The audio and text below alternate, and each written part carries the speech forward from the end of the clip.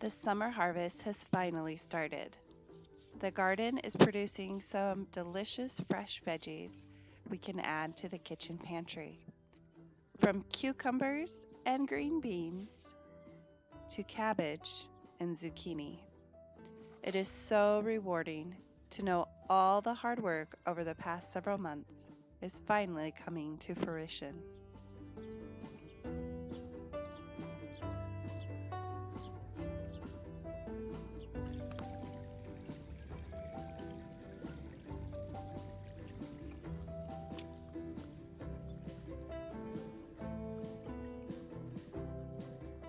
Trips to the orchard show thriving fruit trees with the beginnings of apples, peaches, and pears.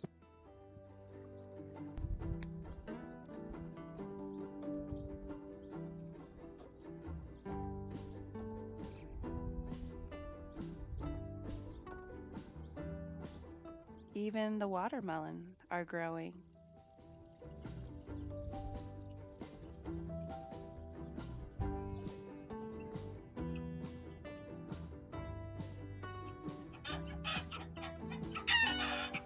Our little grape plant also has grapes on it this year. Crossing our fingers, they grow, and we can harvest our own grapes for the first time. It's super exciting. Several times a week, we raid our cut flower and our wildflower gardens. We're able to create flower bouquets for our table. The colors are so vibrant and fresh. It brings such beauty to our home.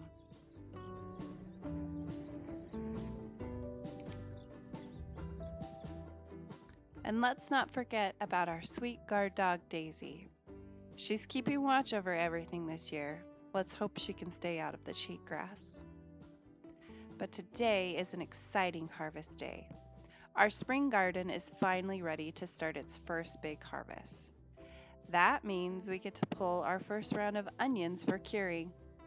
We eat a lot of onions in our home, and our goal the last few years was to grow enough onions to last the entire year. We've come pretty close, but this year we've planted 2 different rounds, and we get to harvest the first round. Out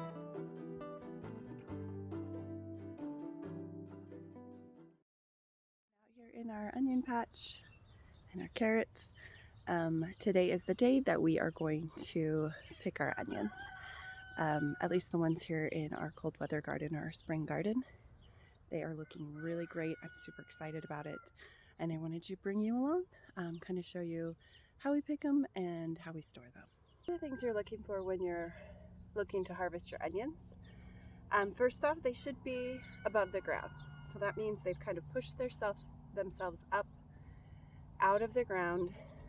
They're bulb-like, varying sizes. So here's one that's real big compared to these ones that are a little bit smaller, but they are ready. And then the tops are starting to die off a little bit. Now, some people will let them die all the way. Some years I've done that, some years I don't.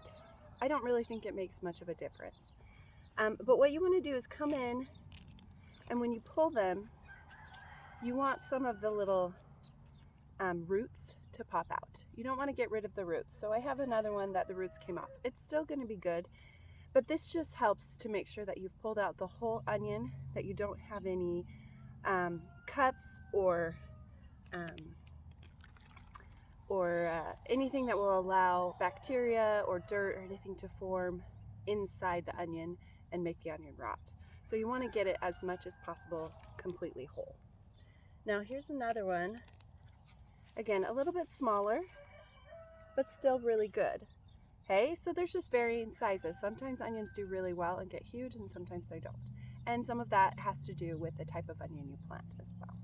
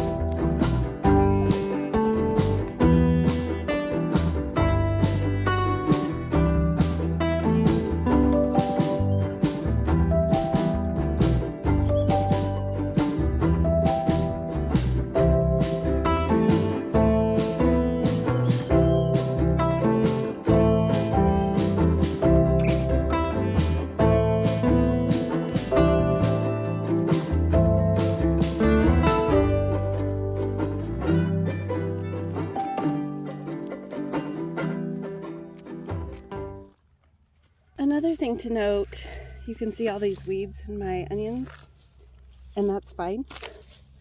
I think sometimes we get caught up in like the Pinterest looking garden. This is not a Pinterest worthy garden. It does provide us with some great onions, but there are a ton of weeds. I mean, that's just all weeds right there next to our pool. But it's still good. So if you don't have raised garden beds and you don't have something beautiful, that's okay. Like, don't worry about it. Just start, just plant something, see how it does on your soil, and, you know, start growing food for your family. Don't be worried about how the garden looks, because in the end, as long as the garden produces, it doesn't matter. And there's our bin of onions and our accidental carrot harvest. So we did a video a couple weeks ago about how we harvested and dried our garlic. So today I'm actually going to pull the garlic off for storage, for long-term storage. So I'm going to kind of show you how I'm doing that real fast, and then we'll hang up our onions.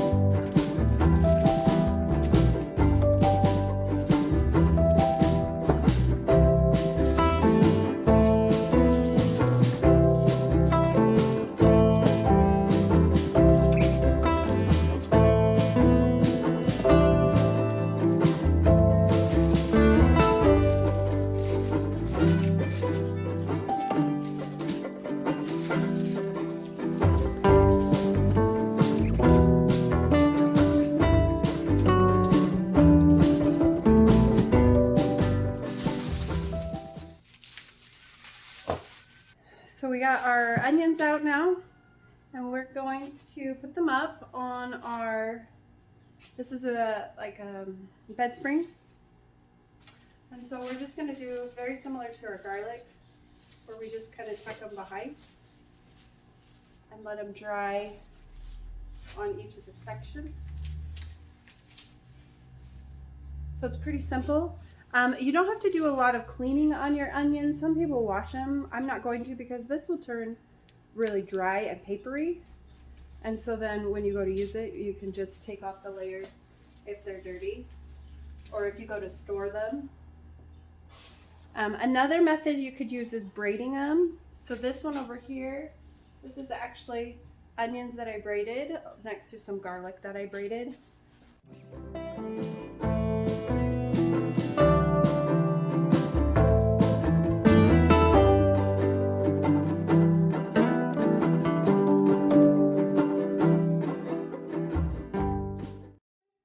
My onion haul so far. We did plant more onions in our upper garden, so we'll have more to put in here. A couple of things though, you don't have to have something to hang your onions on to dry. You can actually just lay them out on like a surface. So you can lay them out in your kitchen, you can lay them outside in the shade, on a table, on sidewalk. You don't want to put them in grass or dirt because they can mold or, you know, get yucky. So you want a flat, dry surface and somewhere that they'll stay dry. So you don't want them to put near your sprinklers, or if it's gonna rain, keep it away from the rain. So you can do that as well. And we've done that plenty of times in the past, but we just happen to have this frame and it's worked really well for us so far. So we're gonna see how our onions do on this. And then I have a bunch of small onions that are much smaller sizes that I think we'll just kind of braid in the similar fashion that we braid our garlic and hang. So these ones here are fairly small onions as well. So we'll just braid some of these other ones too. So I'm just gonna show you kind of how I braid garlic as well as onions. Now typically I'll braid onions while the stems are still green because those stems will come off later. But with the garlic, it's not going anywhere. It's going to be just fine. So I have a piece of twine here, and I'm just going to tie it around the top real tight here. You'll use the twine, but you can because it can get pretty heavy. But I'm going to literally just braid these in. So I add one more and braid. Come across, add another. Those two are going to braid. I'm going to come across with another one here. Just kind of French braid my way through. And every now and then I'm going to take this twine and bring it around the garlic. And then I just kind of keep braiding it. So we're kind of on this side.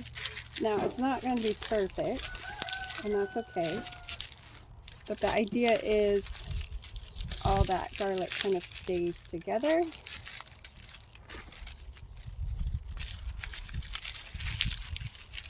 And it does crunch a little. Bring my twine around again. And you can do a knot. I think I'll do a knot this time. Now this is my hard neck garlic. I think I'd have a harder time doing it with a soft neck, but with the hard neck it does fairly well. Come this way. Like I said, it's not like the perfect braid, but we're just kind of really just intertwining the garlic, the heads of garlic as best we can. And I kind of will do like 3 heads of garlic and then bring my twine around and pull. So we'll do a couple more and then we'll tie it off here.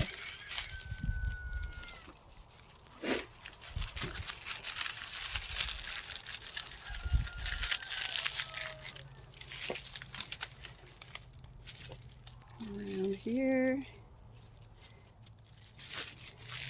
tight, go around one more time, make a little loop,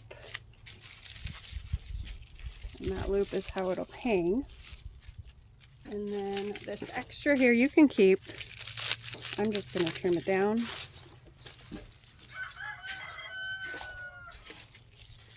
And then there's kind of your garlic braid. Now just hang up your garlic or onion braid, and when you're ready you can come out and cut off what you need. I hope that this video was helpful for you. Make sure to subscribe to our channel and check out afrugalhomestead.com. We'll see you in the next video.